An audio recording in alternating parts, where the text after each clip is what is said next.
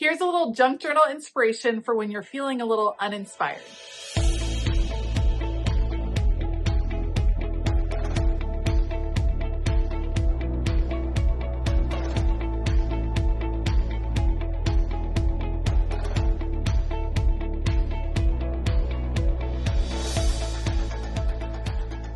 Hey y'all, I'm Elisa, the Scrappy Wife behind ScrappyWife.com, and today I'm working in my junk journal, and I wanted to talk about something I do when I feel the need to junk journal or I want to be creative, but I'm feeling a little uninspired, and that is telling a color story, working in a monochromatic type spread, and that's what we're going to do today. So we're just going to dive in. We're going to gather supplies that kind of center all around one color or one color family and see what comes of it. This is such a great way to jumpstart a collage, a junk journal page, an art journal page, something like that, when you just don't know where you want to start.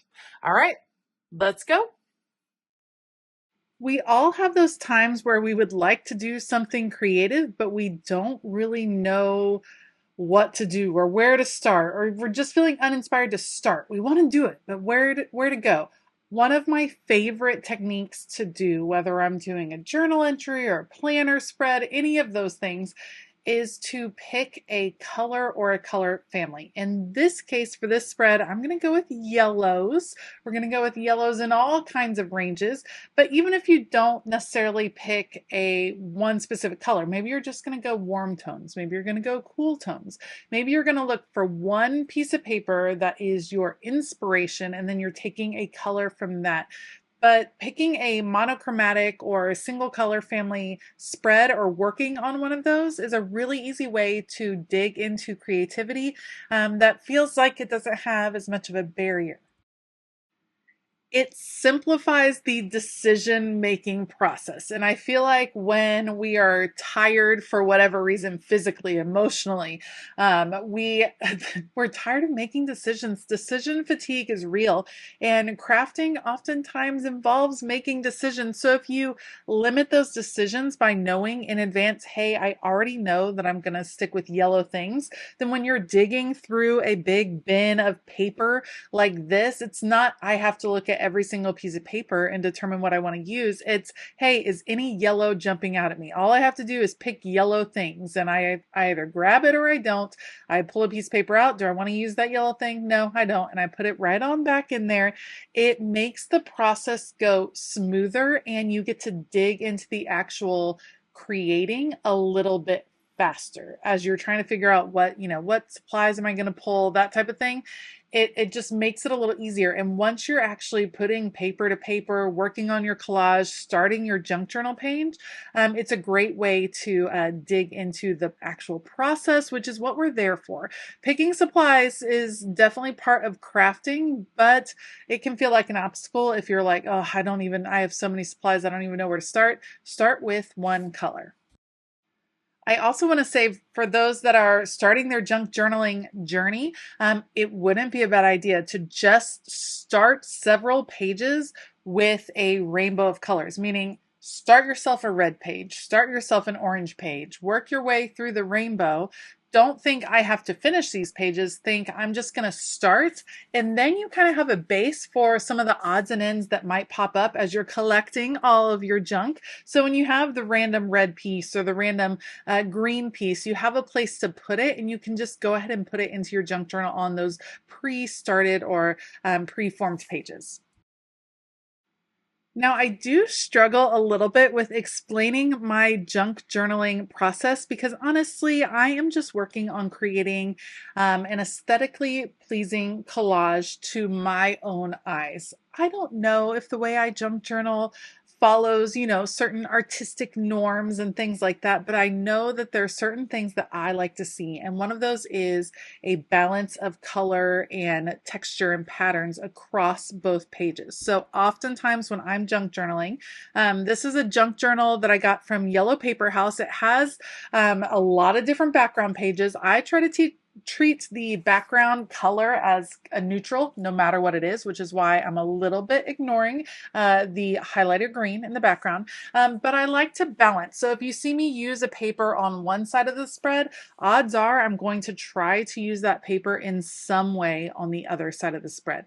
To me, I just like what it looks like. And I think the thing about junk journaling is that it really is more about creative play. It's just more about having fun with it and less about trying to follow certain rules or figure out what's going to work, I don't know.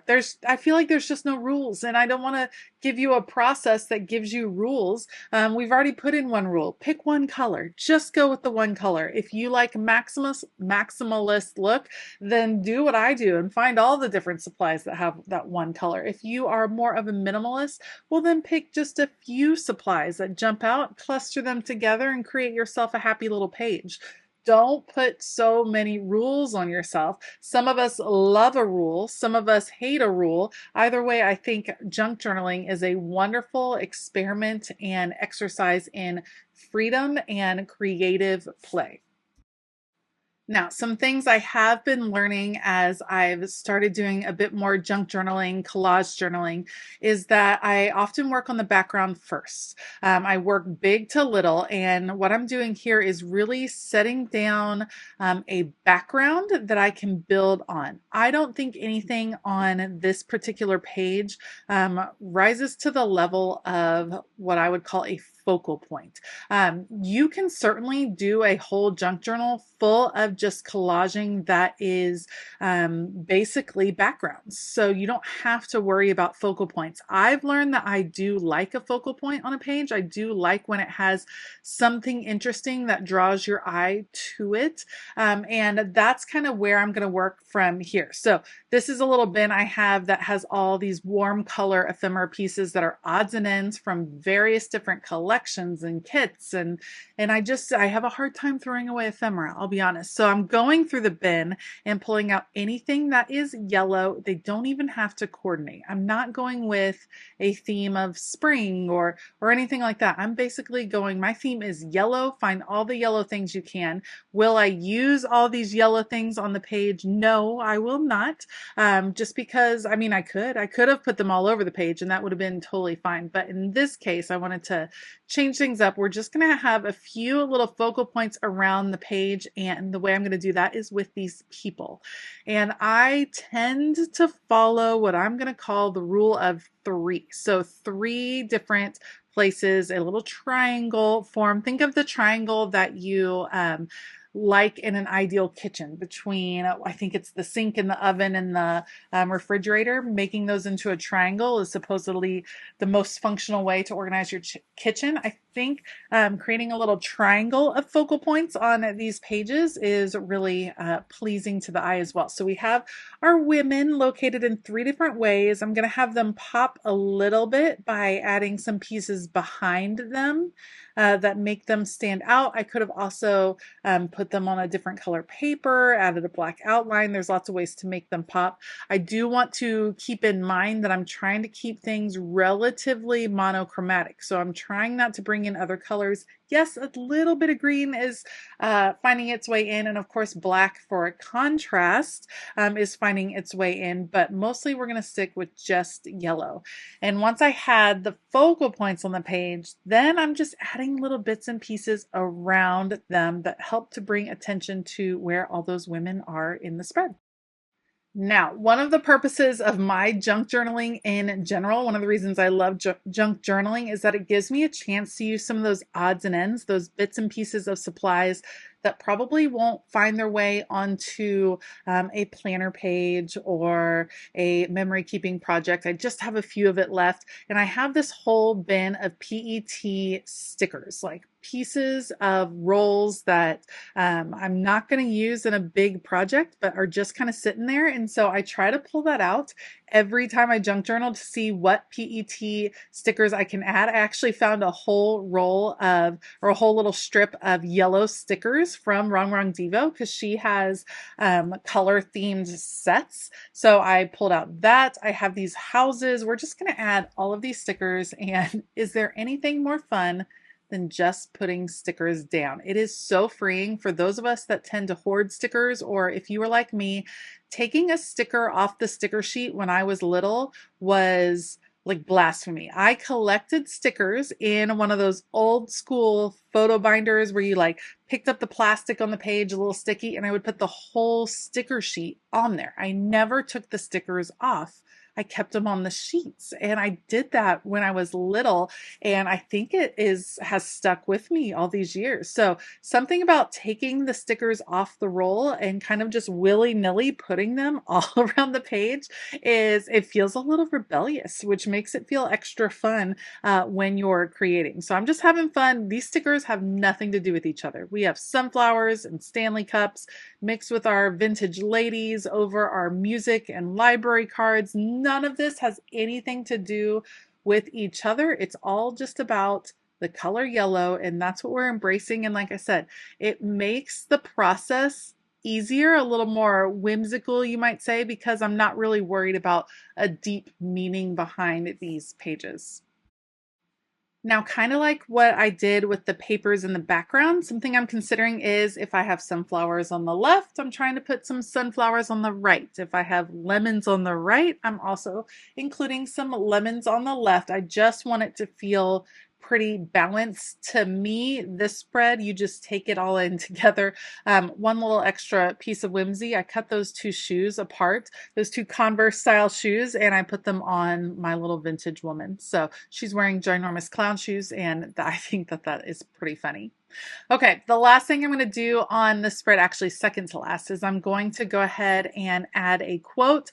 I had a couple of different quotes in mind, but I decided to go with "When life gives you lemons, make spiked lemonade," because I felt like this wasn't just a lemonade spread, this was a spiked lemonade spread because it was all over the place. So I am going to take that quote, divide it between the two pages with a little hand lettering, and then the actual last thing I'm going to do is add a border around both pages. And I'm purposefully doing what I would call a sketchy border. It's not perfectly straight lines, it's just little bits and pieces that go all over the place. I love adding borders to pages because I just feel like it brings in a focus, kind of frames in what you're looking for. And once that's done, this planner spread, this junk journal spread is done as well.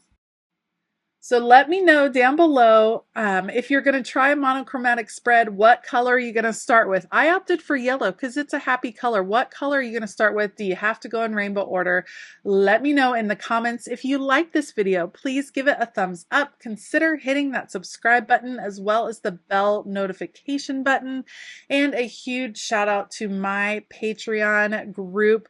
Patreon is a place where you can support your favorite creators, and in return, you receive a ton of extra content, inspiration, challenges, printables, Zoom calls, live streams, and an amazing community to be a part of. So if you want to find out more, you can head over to patreon.com/ScrappyWife. All right, I hope that you have a fabulous day. And as always, keep it creative.